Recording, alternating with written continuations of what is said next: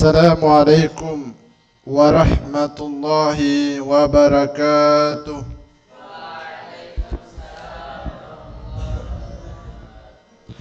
Innal hamdalillah nahmaduhu wa nasta'inuhu wa nastaghfir wa na'udzu billahi min sururi anfusina wa min sayyiati a'malina wa min fama yudilla fala hadiyalah. Asyhadu an la ilaha illallah wa asyhadu anna Muhammadan abduhu wa rasuluh. Allahumma salli ala sayyidina Muhammad wa ala alihi wa sahbihi ajma'in. Raditu billahi rabba wa bil islami dina wa bi Muhammadin nabiyya wa rasulah. Rabbi syrah li sadri wa yassir li amri wahlul uhdatan min lisani yafqahu qawli. Amma ba'd. Para santri dan hadirin yang dimuliakan oleh Allah Subhanahu wa ta'ala, tidak henti-hentinya kita mengungkapkan, membasahi lisan kita, senantiasa kita bersyukur atas segala limpahan rahmat, limpahan nikmat yang Allah berikan kepada kita, sehingga pada subuh hari ini nikmat terbesar yang Allah berikan kepada kita sekalian adalah nikmat kesempatan, nikmat kesehatan, sehingga kembali kita berkumpul di tempat ini tentunya tidak lain tidak bukan karena izin dari Allah Subhanahu wa ta'ala.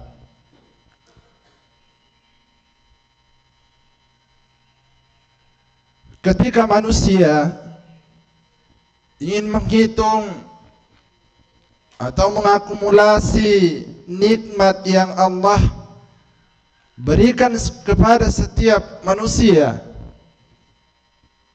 baik itu manusia yang mungkin jenjang pendidikannya sampai dengan profesor, yakin dan percaya tidak akan mampu menghitung nikmat yang Allah berikan kepada setiap makhluknya di muka bumi ini. Allah Subhanahu wa ta'ala menciptakan manusia, makhluk yang sempurna daripada makhluk yang lain.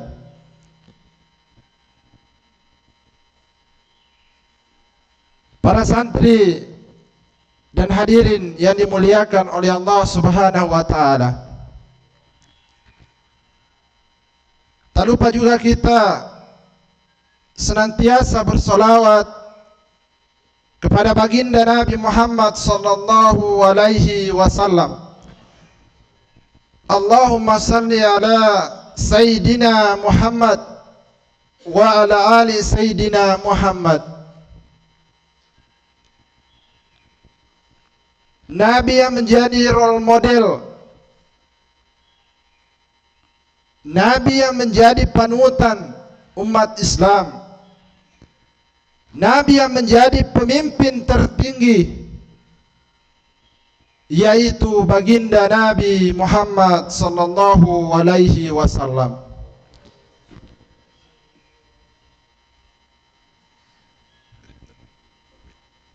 Sebagai manusia, terkadang kita selalu mengatakan diri kita adalah pengikut baginda Nabi Muhammad sallallahu alaihi wasallam. Kita terkadang mengatakan diri kita ini adalah pengikut, tapi hakikatnya belum tentu kita diakui sebagai pengikut beliau. Coba direnungkan kembali. Kita diciptakan oleh Allah Subhanahu wa ta'ala di muka bumi ini, tentu ada tujuannya. Kalau di dalam Al-Quran, Allah Subhanahu wa ta'ala mengatakan, tidak aku ciptakan jin dan manusia melainkan beribadah kepadaku. Tentunya ada kata ibadah yang harus digarisbawahi para santri dan hadirin yang dirahmati oleh Allah Subhanahu wa ta'ala. Ibadah ini tentunya ada dua. Ada universal, ada vertikal. Ada ibadah yang langsung kepada Allah Subhanahu wa ta'ala, dan ada ibadah sosial sesama manusia, atau hubungan kita kepada sesama manusia, atau humanitas kita kepada sesama manusia. Yang pertama tadi, ibadah yang langsung kepada Allah Subhanahu wa ta'ala, salah satunya adalah salat. Ketika kemudian kita ingin meneladani akhlak Rasulullah sallallahu alaihi wasallam menjadi panduan hidup yang mulia, salah satunya adalah perkara salat. Kenapa salat dikatakan sebagai ibadah yang langsung kepada Allah Subhanahu wa ta'ala, tanpa perantara? Karena Nabi sallallahu alaihi wasallam ketika menerima perintah salat itu tidak melalui perantara malaikat Jibril, tetapi Allah langsung dipanggil kepada Allah Subhanahu wa ta'ala untuk menghadap sebagai tamu yang mulia untuk menjalankan tugas. Maka Rasulullah sallallahu alaihi wasallam menerima tugas tersebut, sehingga pada sampai hari ini kita melaksanakan salat. Ada salat subuh, salat duhur, salat asar, salat maghrib, dan sampai dengan salat isya. Ketika kita ingin meneladani akhlak Rasulullah sallallahu alaihi wasallam, perbaiki salat kita.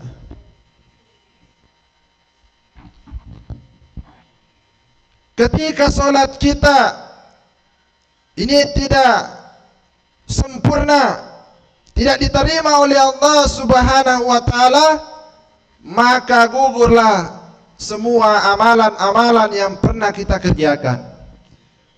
Begitu pentingnya perkara salat, karena salat ini dipertanggungjawabkan langsung kepada Allah Subhanahu wa ta'ala. Para santri dan hadirin yang dimuliakan oleh Allah Subhanahu wa ta'ala, Nabi baginda Nabi Muhammad sallallahu alaihi wasallam adalah menjadi role model kita, menjadi contoh kita. Apa yang bisa kita contohi dari baginda Nabi Muhammad sallallahu alaihi wasallam?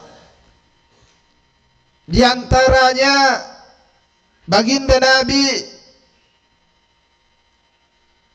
pada zaman itu dikenal sebagai Al-Amin, yang maha jujur. Ini adalah bentuk sikap yang Allah Subhanahu wa ta'ala berikan gambaran kepada kita bahwa baginda Nabi Muhammad sallallahu alaihi wasallam diberi gelar Al-Amin. Siapa yang memberikan gelar Al-Amin? Tentunya orang-orang yang mengikuti ajaran baginda Nabi Muhammad sallallahu alaihi wasallam. Rasulullah sallallahu alaihi wasallam selalu memegang prinsip jujur kepada siapapun. Pernah suatu ketika Nabi Muhammad sallallahu alaihi wasallam ketika ingin melaksanakan ibadah salat, orang yang membenci beliau itu melempari kotoran.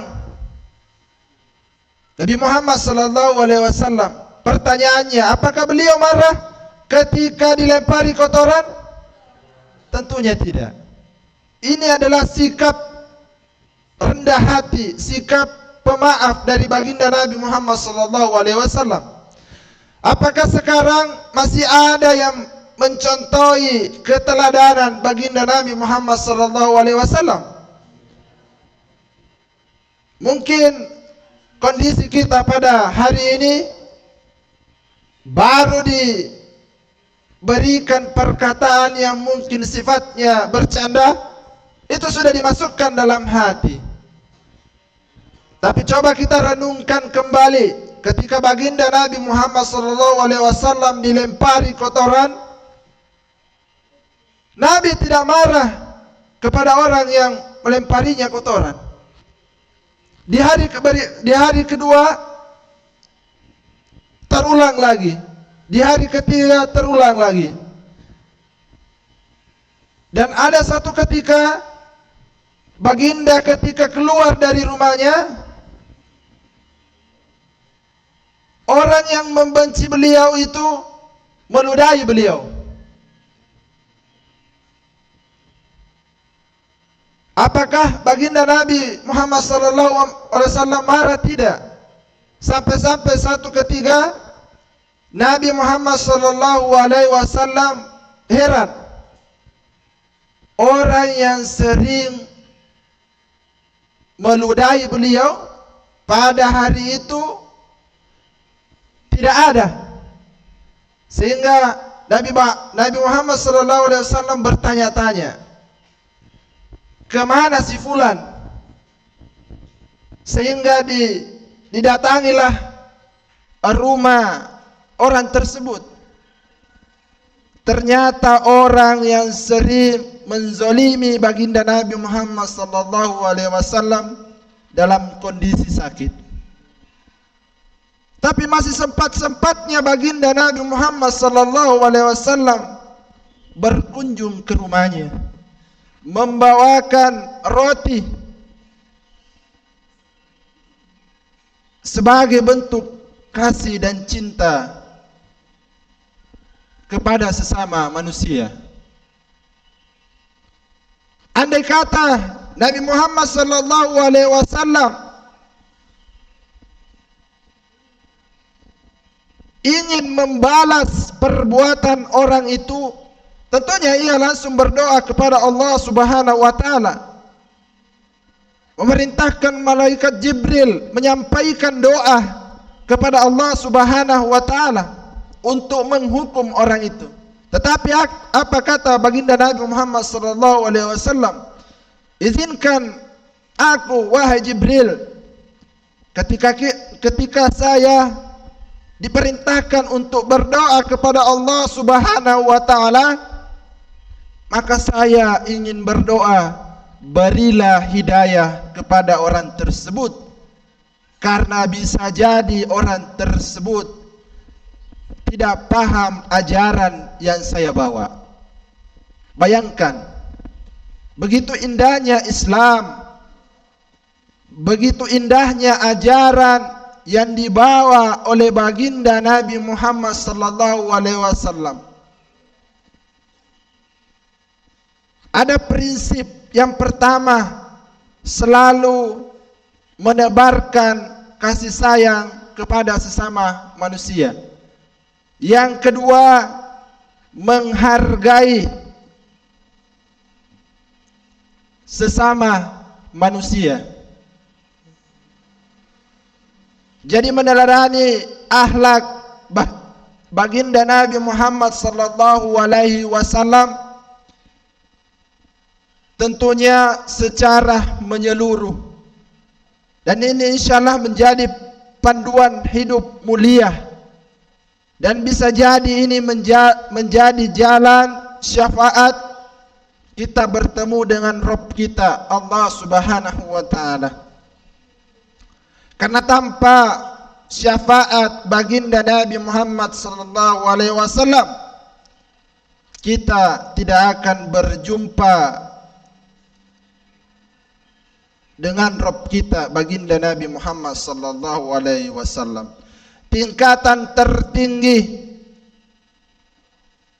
bukan persoalan masuk surganya, tetapi tingkatan tertinggi ketika kita sudah meninggal adalah ketika kita bisa berjumpa dengan Rabb kita, yaitu Allah Subhanahu wa taala. Pertanyaannya, apakah hari ini kita sudah mengenal Allah Subhanahu wa taala? Coba direnungkan dalam diri kita, para santri dan hadirin sekalian. Apakah hari ini, apakah detik ini kita sudah mengenal Rabb kita, yaitu Allah Subhanahu wa taala? Ini pertanyaan singkat, tapi punya makna dalam. Tidak akan selamat seorang manusia sebelum ia meninggal, sebelum ia mengetahui siapa Rabb-nya, siapa Allah Subhanahu wa taala. Untuk mengetahui siapa Allah Subhanahu wa taala, tentunya harus mengikuti sunnah baginda Nabi Muhammad sallallahu alaihi wasallam. Harus ada perantara baginda Nabi Muhammad sallallahu alaihi wasallam. Karena orang yang pertama bertemu dengan Rabb Allah Subhanahu wa taala adalah baginda Nabi Muhammad sallallahu alaihi wasallam. Sehingga namanya itu bersanding dengan nama Allah Subhanahu wa taala. Begitu istimewanya, begitu mulianya sosok baginda Nabi Muhammad sallallahu alaihi wasallam. Para santri dan hadirin yang dimuliakan oleh Allah Subhanahu wa taala. Oleh karena itu, di bulan Ramadan ini, mari jadikan momentum untuk muhasabah diri, memperbaiki diri, meneladani akhlak-akhlak baginda Nabi Muhammad sallallahu alaihi wasallam. Ketika kita memperbanyak ibadah kepada Allah Subhanahu wa taala dengan mengikuti tuntunan baginda Nabi Muhammad sallallahu alaihi wasallam, insyaallah kita akan termasuk orang-orang yang beruntung di kemudian hari. Dan mari jadikan bulan Ramadan ini adalah bulan memperbanyak amal-amal kebaikan, menjaga lisan, menjaga penglihatan, menjaga pendengaran, menjaga tangan dan menjaga kaki kita dari perbuatan-perbuatan kemaksiatan. Tidak ada gunanya kita rajin membaca Quran, tetapi mulut kita masih sering mencelah orang lain. Mulut kita masih sering mengucapkan perkataan-perkataan kotor. Mulut kita masih sering mengatakan perkataan-perkataan yang tidak pantas. Pertanyaannya, apakah itu salah satu akhlak baginda Nabi Muhammad sallallahu alaihi wasallam? Tentu jawabannya tidak. Maka perbaikilah lisan kita, jagalah mata kita, telinga kita, tangan kita, dan kaki kita kepada hal-hal kemaksiatan. Karena itulah menjadi jalan kita menuju jalan yang lurus, sehingga kita bisa dipertemukan kepada baginda Nabi Muhammad sallallahu alaihi wasallam, dan insyaallah menjadi syafaat kita bertemu dengan Allah Subhanahu wa taala. Para santri yang dimuliakan oleh Allah Subhanahu wa taala, di akhir kajian subuh pada kesempatan yang berbahagia ini, saya mengajak, mari kita kembali merenungi pribadi masing-masing. Kita menuntut ilmu, kita berprofesi sebagai pelajar, sebagai santri, sebagai guru. Itu semuanya kita niatkan ibadah kepada Allah Subhanahu wa taala. Tidak ada sandaran, tidak ada persembahan, tidak ada sembahyang yang kita lakukan atau peribadatan yang kita lakukan kecuali niatnya langsung kepada Allah Subhanahu wa taala. Di akhir kajian kita pada kajian subuh hari ini, marilah kita berdoa kepada Allah Subhanahu wa taala. Mudah-mudahan kita bukan hanya termasuk orang-orang yang mengaku pengikut baginda Nabi Muhammad sallallahu alaihi wasallam, tetapi kita berdoa kepada Allah Subhanahu wa taala bahwa nantinya di akhir kelak kita diakui oleh baginda Nabi Muhammad sallallahu alaihi wasallam sebagai umatnya. Kita teringat ketika baginda Nabi Muhammad sallallahu alaihi wasallam ingin menghembuskan nafas terakhirnya, di sela-sela ruh ingin berpisah dengan jasadnya, siapa yang dia ingat? Apakah keluarganya yang dia ingat? Apakah sahabatnya yang dia ingat?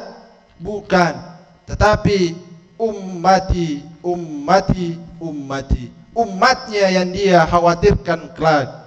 Maka begitu cintanya baginda Nabi Muhammad sallallahu alaihi wasallam kepada umatnya, pertanyaannya, apakah umatnya mencintai baginda Nabi Muhammad sallallahu alaihi wasallam? Semoga pertemuan kita pada subuh yang berbahagia ini memberikan keberkahan, memberikan tambahan pengetahuan kita terkait meneladani akhlak Rasulullah sallallahu alaihi wasallam menjadi panduan hidup mulia. Dan akhirnya kita sama-sama berdoa kepada Allah Subhanahu wa taala, mudah-mudahan Ramadan tahun ini menjadi Ramadan terbaik kita. Mudah-mudahan Ramadan tahun ini menjadi ibadah yang diterima oleh Allah Subhanahu wa taala. Dan insyaallah mudah-mudahan kita semua yang ada di tempat ini diberikan kekuatan, diberikan kesehatan oleh Allah Subhanahu wa taala untuk keluar dari bulan suci Ramadan. Dan akhirnya kami menutup kajian subuh pada kesempatan hari ini dengan mengucapkan alhamdulillahi rabbil alamin, nasrun minallah wa battur karim, wa basyiril mu'minin fastabiqul khairat. Wassalamu alaikum warahmatullahi wabarakatuh.